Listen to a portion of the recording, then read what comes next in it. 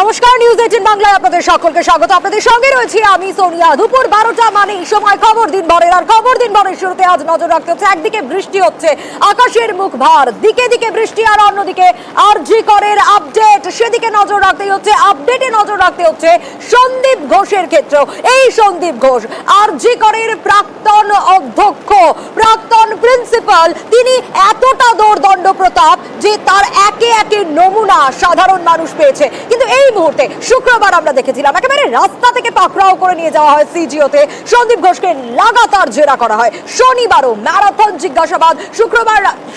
শনিবার সকালে কিছুক্ষণের জন্য ছাড়া পেয়েছিলেন সন্দীপ ঘোষ, তারপর আবার তাকে সিজিওতে পৌঁছে যেতে হয়। আজ আবারও হাজিরা, কারণ আজ আবারও ডেকে পাঠানো হয়। গতকাল রাতে ছাড়া হয়েছিল। আরো বিস্তারিত আজকে এই মুহূর্তে। দুদিন ধরে কি কি প্রশ্নের সম্মুখীন হতে হয়েছে, কোন দিকে সিবিআই তদন্তের গতি প্রকৃতি নিয়ে যাচ্ছে, প্রত্যেকটা আপডেট আমরা আপনাদের দিয়েছি। আরো বিস্তারিত অমিত এই বিষয়ে জানাতে পারবে। অমিত, একটু তোমার কাছ থেকে জানতে চাইবো এই মুহূর্তে যে আজকেও হাজিরা সন্দীপ ঘোষের, কোন কোন দিকগুলোতে ফোকাস করছেন তদন্তকারী আধিকারিকরা? দেখো, আজকে তৃতীয়বার তিনি হাজিরা দিলেন। শুক্রবার তাকে নিয়ে আসা হয়েছিল সিজিও কমপ্লেক্সে। গতকাল তিনি হাজিরা দিয়েছিলেন এবং কালকে রাতে তিনি যখন বেরিয়ে যান তখনও তার হাতে নোটিশ ধরিয়ে আজকে আসতে বলা হয়। তিনি 10:30টার মধ্যে তিনি সিবিআই দপ্তরে হাজিরা দিচ্ছেন। সন্দীপ ঘোষ সম্পর্কে কি কি তথ্য পেতে চাইছেন সিবিআই আধিকারিকরা? সিবিআই সূত্রে খবর, ঘটনার দিন তিনি কখন জানতে পেরেছিলেন নির্যাতিতা তরুণী, অর্থাৎ তার মেডিকেল কলেজে একজন ছাত্রীর খুন হয়েছে, তিনি কখন জানতে পারেন। তারপর তিনি কি করলেন, সে বিষয়টি জানার পর তার পদক্ষেপ কি ছিল। এবং এমনকি অ্যাসিস্ট্যান্ট সুপার, যিনি নির্যাতিতার বাড়িতে প্রথমে ফোন করে বলেছিলেন নির্যাতিতা অসুস্থ হয়ে পড়েছে, তার কিছু সময় পরে অ্যাসিস্ট্যান্ট সুপার সেই নির্যাতিতার পরিবারকে ফোন করে বলেছিলেন যে তার মেয়ে আত্মহত্যা করছে।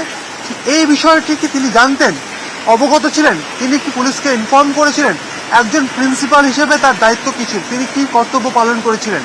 এই বিষয়গুলো কিন্তু জিজ্ঞাসাবাদের মধ্যে আসছে। এছাড়া ঘটনার আগে ওই ছাত্রী সম্পর্কে বা চেস্ট মেডিসিন বিভাগের বিভিন্ন তথ্য সম্পর্কে তিনি কতটা অবগত ছিলেন, সেখানে কোথাও গিয়ে কি এই মেয়েটি আতঙ্কিত ছিলেন বা এই মেয়েটিকে কখনো থ্রেট করা বা হুমকি দেওয়া হয়েছে, এরকম তথ্য বা এরকম অভিযোগ কি তার কাছে এসেছিল? এছাড়া ঘটনার পরে তিনি কার কার সাথে যোগাযোগ করেছিলেন, কার কার সাথে কি কথা হয়েছে, এই বিষয়গুলো কিন্তু বারবার উঠে আসছে এই জিজ্ঞাসাবাদ পর্বে। কারণ ঘটনার পরে অ্যাসিস্ট্যান্ট সুপার নির্যাতিতার পরিবারকে ফোন করেছিলেন, তার সাথে প্রিন্সিপালের কি কথা হয়েছিল। এছাড়া চেস্ট মেডিসিন বিভাগের বিভাগীয় প্রধানের সঙ্গে তার কি কথা হয়েছে, বা অন্যান্য পড়ুয়া যারা তার সহপাঠী, তাদের সঙ্গে প্রিন্সিপালের কোনো কথা হয়েছিল কিনা, হলে কি কথা হয়ে থাকতে পারে। এই বিষয়গুলো নিয়ে কিন্তু লাগাতার জিজ্ঞাসাবাদের মুখে এই সন্দীপ ঘোষ।